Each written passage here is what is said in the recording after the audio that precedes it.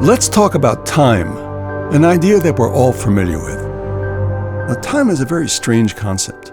You can't see time, you can't pick it up, and yet we know how to measure time somehow.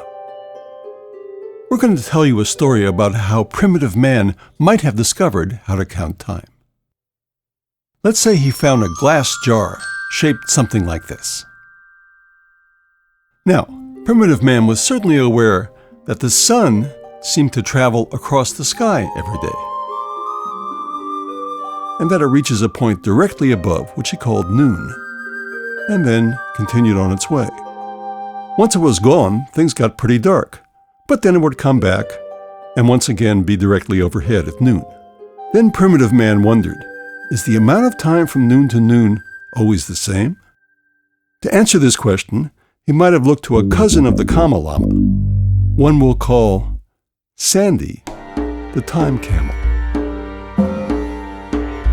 So early man took a glass container that looked something like this and called in Sandy to deposit some sand in the upper chamber.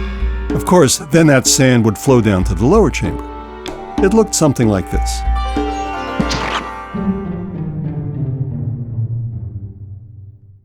Now, it would take a certain amount of time for the sand to flow down. And we can see that if you turn the device over, the amount of time it would take to flow back would be that same amount of time. So now he had a way to measure time.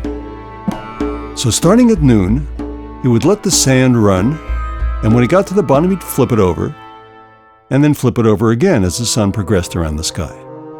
Then, by counting the number of times that the glass got flipped over from noon to noon, he would have measured the time from noon to noon.